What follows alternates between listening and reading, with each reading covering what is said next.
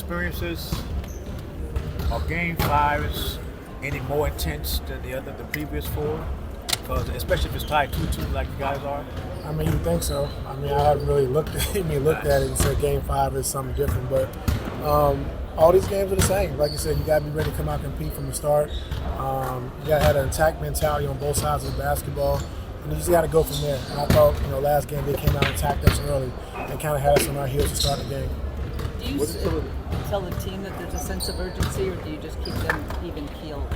No, I mean, we know it's a sense of urgency. I mean, from game 1, it's not just because it's 2-2. Like, we understand, like, when the playoffs start, you got to have urgency from the beginning. As soon as the jump ball goes up, you got to be ready to go, and you got to be impactful in any ways you can. And so we know we got to start the games better. Like I said, in games 2 and 3, they had 16 points in the first 4.5 minutes, and in game 3, they had 20 points in the first 4.5 minutes. And so we got to start games better, especially with the defensive identity. I know James's impact is not necessarily always seen up with the shots. I know James's impact isn't always just with the shot attempts that he takes, but he looked pretty passive from his shot perspective in the first 3 quarters of that game. What did you notice about what they were doing? Was it more just on him trying to get guys involved? Yeah, I mean, they decided they're going to take James out of the series or try to take him out of the series. And James is a dynamic player, so he can beat you with the pass, he can beat you with his scoring. And so if they're going to do that, we just got to make the right play. We got to make the right play. We know what we should be doing, so we just got to go from there.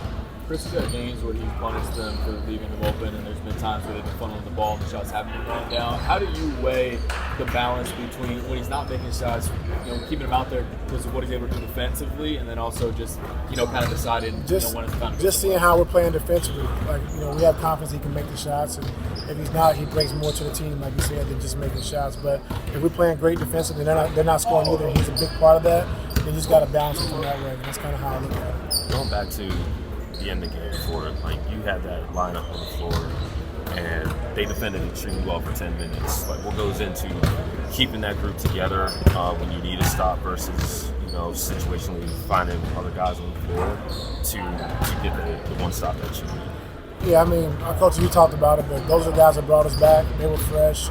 I mean, they had a lather. They was ready to go. A lot of guys been sitting on the bench for a long period of time. So the matchups wouldn't have changed. Guys would be on certain guys. And like I said, if the shot hits the rim, it's a different situation. He shot an air ball, a perfect air ball, and he was able to dunk it in at the end. So I just stuck with the guys that got us going in the game, and the other guys have been sitting there for a long time. You see the game that you were in, you see the Lakers Timberwolves game where JJ plays all his dudes, same lineup, 24 minutes straight. Like, why is it important to get guys in and out over the course of a half and use your depth as opposed to basically going for that full blitz or whatever and hoping the lead is big enough? I wish I could do that too. But I know y'all going to talk about it. It's all what the game calls for. You can't question. I mean, y'all always got questions about what the coach does when they lose the game. What if they'd have won? Well, the Lakers didn't win. What if they'd have won? What we just said? It would have been the same thing as game 4. Clippers, Nuggets, pretty much. No, I'm saying if they'd have won, would you have been talking about he played his guys the whole second half? Would it have been a story? Probably. Oh, well, if not, they'd have won. If they would have won, they would have been like, oh snap! Like, they used 5 guys for 24 minutes. Nobody does whatever it takes to win the playoffs. I don't care if you play a guy 100 minutes. Like, if you got to play 100 minutes to win the game, you win the game. And so, you can't question, what a coach does, or that's what kills me the most. Like, yeah, okay, y'all have y'all opinion, but at the end of the day, when you're trying to win a game, you don't know what goes into that. Like, so when you write your stories, you write stories about, oh yeah, but you could be wrong too in your stories. Don't nobody call y'all out. So, call us out. No, they don't. No, well, people don't read it really, but I'm just saying. All I'm saying is, like, when it goes into winning the game in the playoffs, you never know what you got to go through to get to that point. And so a coach guy does what he has to do to try to win the game, and that's it. And like, making a big deal out of what guys play, you prepare for this moment to get to the playoffs, so you guys can play more minutes and do whatever it takes to win the game. In a low-paced game like this series has been, like, for example, from the 7-minute mark to the 2-minute mark, the Nuggets were able to use up like 45 seconds just rolling the ball up in total. Is that something you look at in such a low possession, low pace kind of game? Yeah, I mean, that's why we was having Bogey get up the floor and try to, give him to pick the basketball up. And like you said, Joker's one of the smartest guys in this game. Just from that type of stuff, from sitting on the bench like he's coming in the game during timeout, so you look at who's in the game, he's not in the game, and all those little things, So that's why he's one of the best. Are those things you want to prevent Joker from has happening? averaged a triple-double in It's a playoff series. What do you do now? What do you do differently? You keep the same We'll game see. plan? We'll see. Yeah, we'll see. What's that? We'll see tomorrow. What does that entail? We'll see. We'll see. So to be clear, you were referencing that final defensive possession. The reason why you didn't make a sub is because you felt the guys had been sitting too long. Yeah, I mean, I just thought the guys that got us back in the game were playing great defensively, and then at the end of the game, those guys were sitting for a while. And what would have been the difference? You shot every ball, you dunked it in. Yeah, no, I was just making sure Yeah. that's what you were saying. Yes, that's what I said. So that thing where they waste clock, is that something you have emphasized to the guys to pressure up more? I know guys Well, might we be did it tired. during the game, like we tried to do that. Yeah. When you said often that you don't want guys to get bored with success or with the process. What, especially coming off of this practice here, like what gives you the confidence that they finally have that message and can get 2 more wins in the series? They understand what we need to do. You know, I think we've had slippage, especially, paying so much attention to Joker.